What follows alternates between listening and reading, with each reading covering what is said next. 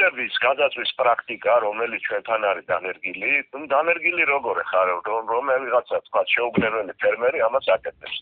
იმიტომ კი არა რომ რაღაცა თქვა ბოროტია, ვერ ხდება რომ ზიანს აყენებს საკუთარ ნიადაგს. ნიადაგი არ არის მარტო დაუშვათ მინერალების რაღაცა ნაკრები, რომელიც სცენარეს დის და ნაყოფს გაძლევს. ნიადაგი არის ცოცხალი ორგანიზმები დასახლებული ადგილი და შერო წვავ ამას ის მიკროორგანიზმები, რომლებიც სცენარებს საჭმელს უმზადებენ, ანუ გადაყავთ ინფორმაში, რომ სცენარეს ათვისება შეეძლოს. ანუ შენი მოსავალი დამოკიდებულია ამ მიკროორგანიზმებზე, რომლებიც ამ ნიადაგის ზედაფენაში ცხოვრობენ.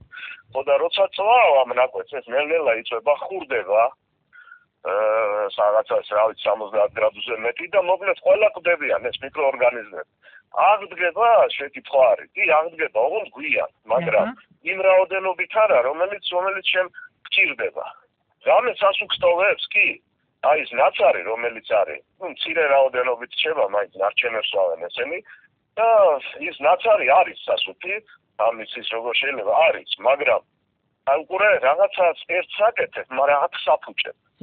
ანუ ხო, ეს მომენტია და ეს უნდა გაითავისოს ყველამ და ნუ ესეც სისულელე, ანუ სისულელეა ეს არ არის, ეს არის ყოველად უგუნური საქციელი, რომელსაც ადამიანი შეუგნებლად ჩადის, გონია რომ ახლა სასუქი შეიტანა კალიუმიანი, რომ დაწვა იქნება. მე იმედი მაქვს ვიღაცებს დააჯარიმებენ, იმიტომ რომ მეორეჯერ არ გააკეთონ ეს არის ნუ როგორ თქვა ახლა, ზიანის მიყენება არა მხოლოდ საკუთარი ნიადაგისთვის და მისი გამოფიტვის ხელშეწყობა.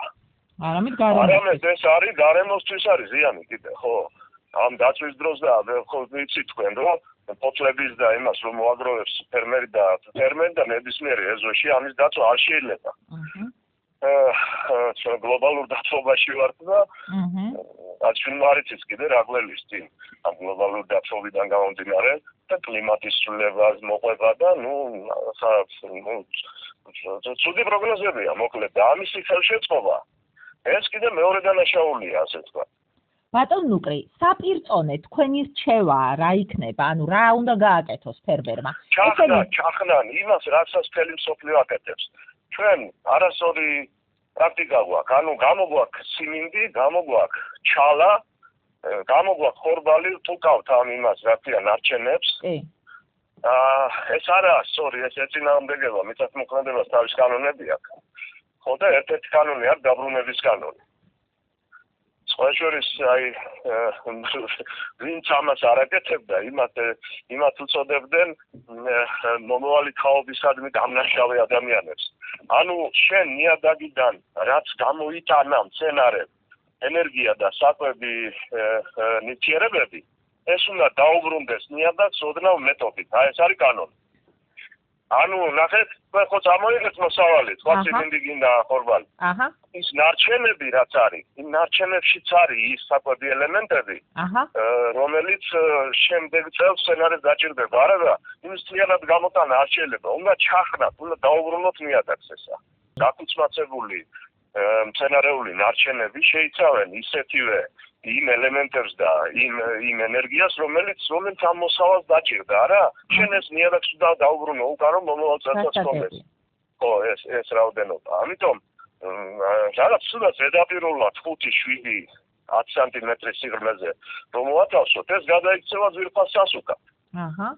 ბალახი ხალხს გონია უბედურებაა და 1000 ჰერბიციდს და რაღაცა იმას ხმარობენ და სინამდვილეში ბალახი და მცენარე როგაქ ეს მეციერება, იმიტომ რომ სასუქია შემთხვევით.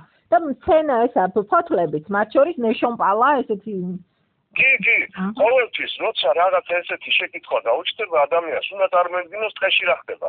იქ იდეალურია ნიადაგიც, აი ვინც ხართ ნაყოფი ახლა. ტყეში ყველა ნაყოფი როგორი ფაფუქი ნიადაგია, როგორი სტრუქტურა, როგორი აერაცია, რამდენი საკვები ელემენტია. აი ისე რა ხდება იმ ტყეში ჩამოწვდება ეს ფოთლები და რა ხდება ანუ ნიადაგის გადაიქცევა, ესე იგი ეს მიკროორგანიზმები გადაამუშავებენ და გადაიქცევა ჰუმუსად, ხო?